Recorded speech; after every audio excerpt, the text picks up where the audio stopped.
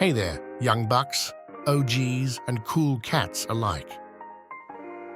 Welcome back to our channel where we dive into the captivating tales of the past. I'm thrilled to present a special edition today. Top 10 Unforgettable Feuds that'll leave you on the edge of your seat.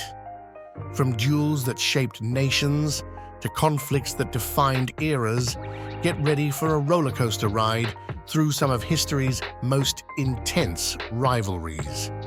We've got a stellar lineup for you, starting with the infamous clash between Alexander Hamilton and Aaron Burr. And that's just the beginning. From dueling samurais to Wild West shootouts, political showdowns, and gangland rivalries, we've left no stone unturned to bring you the most unforgettable feuds in history. But here's the deal, folks.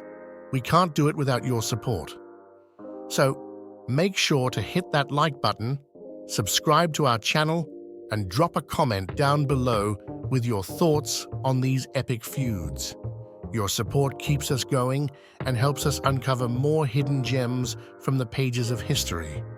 So without further ado, let's dive into the top 10 unforgettable feuds. Get ready for a journey through time that you won't soon forget.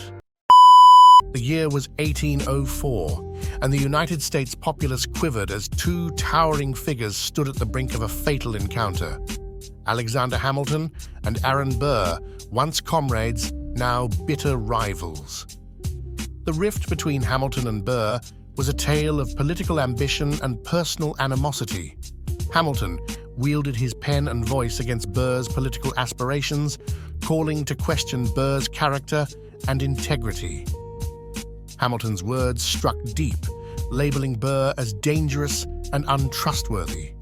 Burr, stung by these verbal assaults on his reputation, saw his political aspirations shake under Hamilton's slander. The final blow would come when Hamilton's remarks allegedly caused Burr's defeat in the New York gubernatorial race.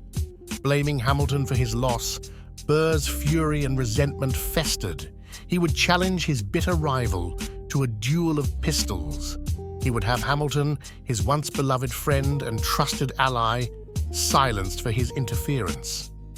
Hamilton, not one to shy from a challenge, eagerly accepted. On that fateful morning of July 11, 1804, Hamilton and Burr faced each other at 10 paces. Seconds passed like hours. The tension so thick it could be cut with a knife. Before pistols discharged, both men wait for the signal to fire. On the third count, both men desperately fire blindly towards their target. Hamilton's shot missed, while Burr's found its mark, piercing Hamilton's abdomen. Mortally wounded, Hamilton was carried away. His life ended the following day.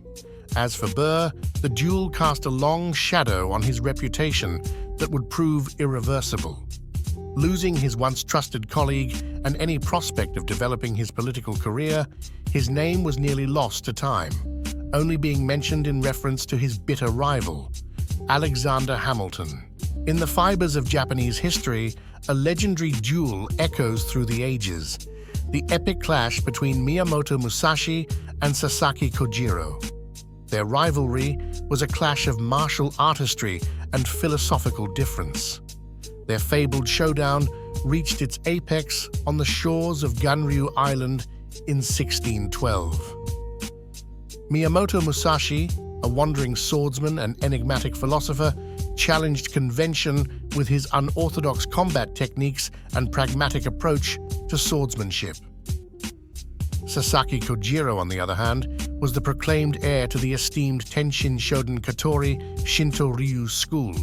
His ideals epitomized traditional swordsmanship, embodying elegance and precision in the way of the blade.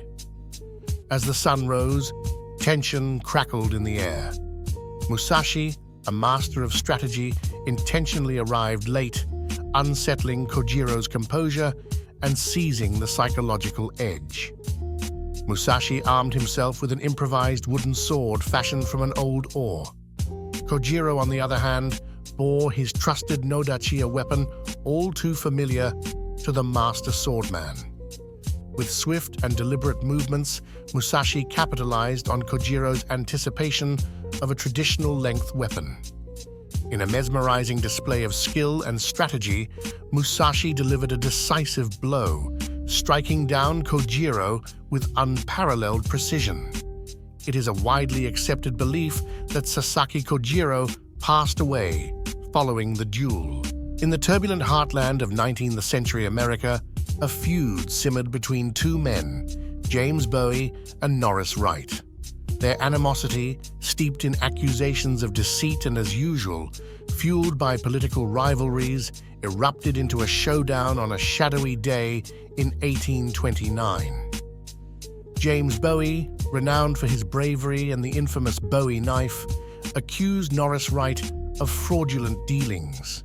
This feud became a cauldron of simmering hostility, brewed under the weight of political tensions. The rift reached a fever pitch, boiling over into a formal duel on the banks of the Mississippi. Bowie and Wright faced each other, pistols drawn, the air heavy with vendetta and the bitter taste of unresolved grievances. When shots were inevitably fired, Bowie was struck by Wright's bullet. Wounded and perhaps a bit panicked, Bowie, bloodied but resolute, surged forward with his iconic Bowie knife, cutting through the tension with a ferocious charge. After a visceral display of barbarism, the clash halted as both men lay wounded, the riverbed polluted by their battle. Bowie's relentless charge inflicted grievous wounds upon Wright, ending the duel in a harrowing tableau of pain and resolve. If there is anything to learn from this duel between James Bowie and Norris Wright, perhaps you should bring a knife to a gunfight. Once again, diving into the heart of 19th century America, two titans clashed, Charles Dickinson and Andrew Jackson. Their feud, riddled with insults and a bet gone awry, careened toward a blazing standoff on the banks of the Red River in 1806.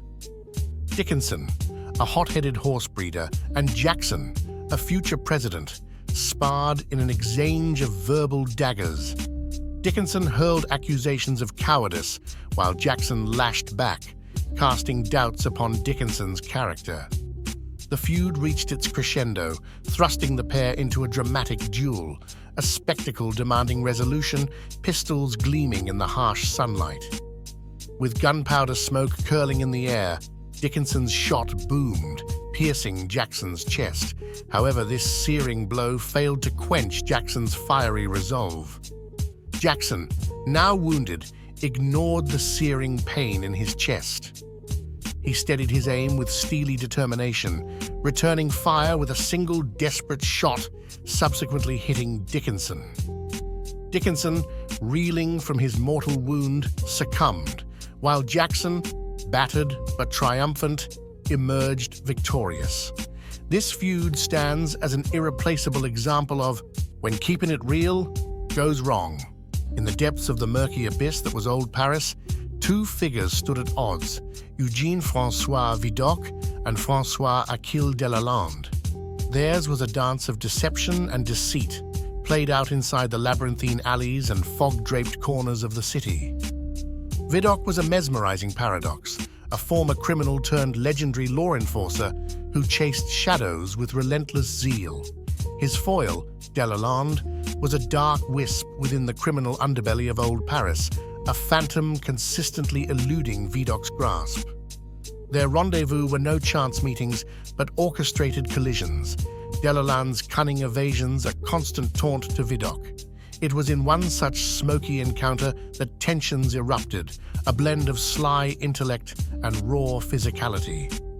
In the dim-lit alley's chiaroscuro dance, Vidocq and Delalande grappled, their silhouettes entwined in a macabre waltz. Vidocq, the enforcer of justice, clashed once again with Delalande, the underworld's elusive shadow. Amidst the echoes of scuffles and the clatter of cobblestones, Vidocq's mastery surfaced. With the calculated strikes akin to a nocturnal predator, he subdued Delalande, making sure his longtime rival was aware. This was the last time their game of cat and mouse would be played. Not much is known about the events that followed after Delalande's incarceration. Some believe he escaped shortly after, while others think you can still find him in his dark cell, culminating his vengeance on the Great Vidocq. In the unforgiving expanse of the Wild West, a personal vendetta ignited between two opposing forces. On one side, the infamous Doc Holliday, a relentless force of nature. On the other, the McClory brothers, Frank and Tom, a duo deep in the ranks of the lawless cowboys. Their feud wasn't merely a clash of factions, but a bloody duel fueled by grudges carved deep into the sun-scorched earth of Tombstone. Doc Holliday, a gunslinger with a bone to pick, crossed paths with the McClory brothers, emblematic of the volatile frontier. The tensions spiraled like the swirling desert wind until destiny converged their fates. October 26, 1881, a date seared into the spirit of the Wild West. Amidst the haze of gunsmoke, a fateful exchange unfolded near the OK Corral, a chaotic clash of rivalry. The seconds stretched, each heartbeat echoing the resolute vendetta. When the dust settled, casualties littered the storied ground. Frank McClory, Tom McClory, and Billy Clanton lay fallen. Doc Holliday, entranced in the uproar, engraved another chapter in his wild saga. The gunfight at the OK Corral was a true Wild West-style showdown. There truly could only be one victor. Luckily for Doc Holliday, even when outmanned, he still proved to be the best in the West. In the heart of Prohibition-era New York City, a fierce vendetta brewed between two titans of the Italian-American mafia culture, Joe Masseria and Salvatore Maranzano. Theirs was a tale of ambition, betrayal, and the relentless pursuit of power. Joe Masseria, known as Joe the Boss, ruled the criminal underworld with an iron fist. An unrelenting force, he commanded respect, holding sway over illicit operations from bootlegging to gambling, establishing himself as a dominant figure in the city. Salvatore Maranzano, a former ally turned rival, hailed from Castellamare del Golfo in Sicily. Rising in opposition to Masseria's control, he represented change, a new vision for the mafia, one that challenged the status quo. This astounding image, of course, did not include his old buddy Joe at the top of the food chain anymore. Their personal feud stemmed from conflicting ideologies and ambitions. Masseria, stuck in his ways, saw Maranzano's ascent as a threat to his established dominance. Maranzano, however, viewed Masseria's leadership as oppressive, yearning to revolutionize the mafia's structure. The Castellamare's War reached a boiling point in 1931. During a series of ruthless killings, Maranzano emerged triumphant, orchestrating the demise of Joe Masseria, marking the end of an era. However, Maranzano's victory was short-lived. His attempt to centralize power as the boss of bosses faced opposition from within. A dissatisfied faction led by Lucky Luciano sought a more collaborative structure, culminating in Maranzano's own fall. The feud between Joe Masseria and Salvatore Maranzano altered the course of organized crime in America, paving the way for a new era, a more decentralized, collaborative mafia, forever changing the landscape of power within the underworld. In the stomach of the New Mexico Territory during the late 1870s, a feud simmered beneath the sun-bleached earth, a battle between two powerful factions vying for control.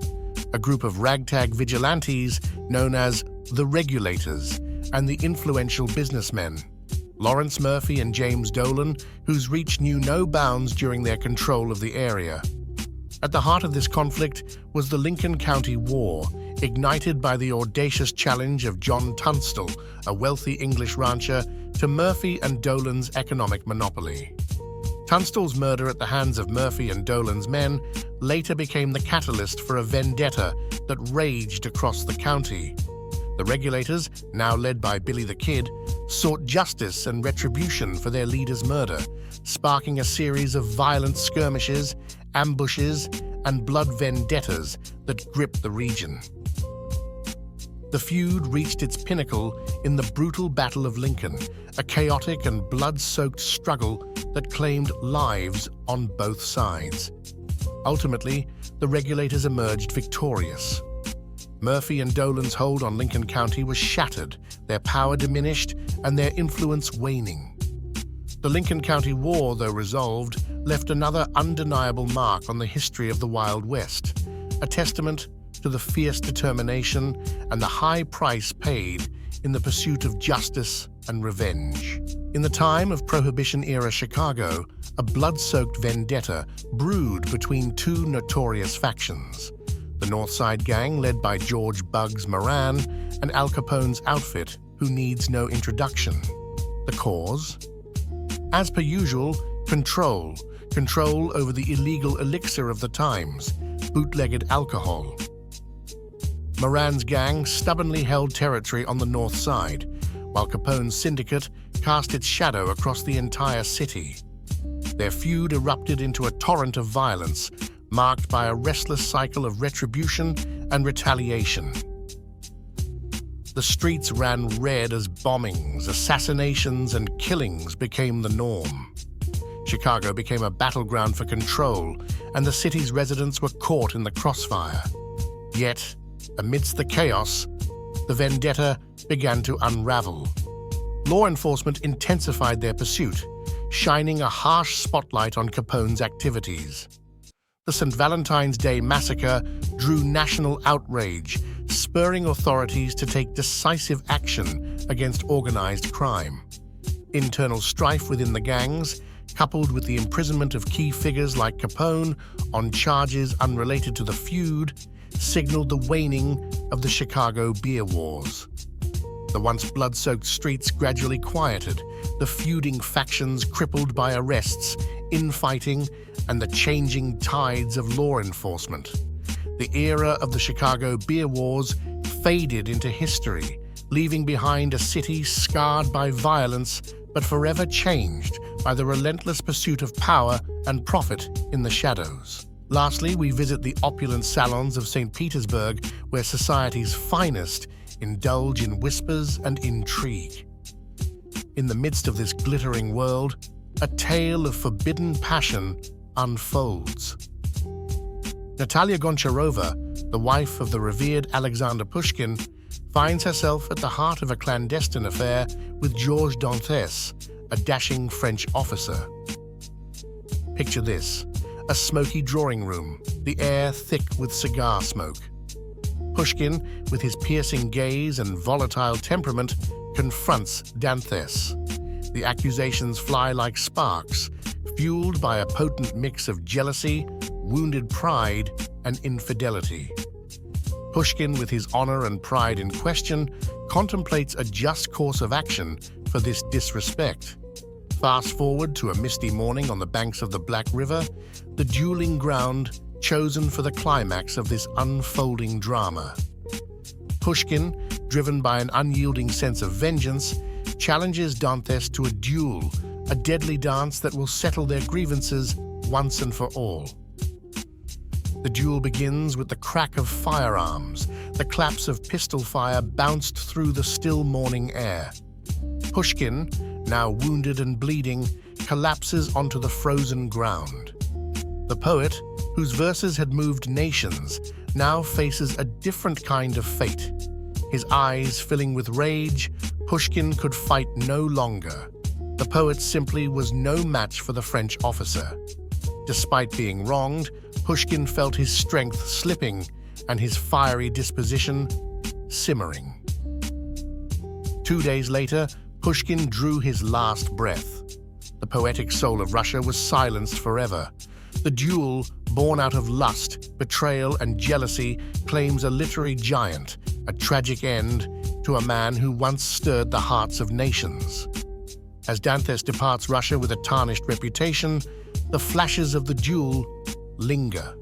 The tale unfolds like a dramatic novel, leaving an obvious scar on the pages of history.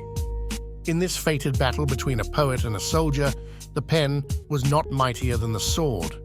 Or should I say, the pistol. All right, that's a wrap on our journey through the top 10 unforgettable feuds. I hope you enjoyed the adrenaline-pumping tales of history's most epic clashes. From dueling politicians to gunfights in the Old West, each feud has left an undeniable mark on the pages of history. But before we sign off, we've got a favor to ask. If you haven't already, hit that subscribe button, give us a thumbs up if you found these stories as fascinating as we did, and drop a comment below with your favorite feud or any suggestions for future videos. Your engagement means the world to us, and it keeps the history train rolling. Remember, history is full of untold stories waiting to be discovered, and with your support, we'll keep bringing them to light. So until next time, you filthy animals, stay curious, stay passionate, and keep 10 toes down as usual. Thank you again, and don't forget to show us some love, or we may have to challenge you to a duel as well.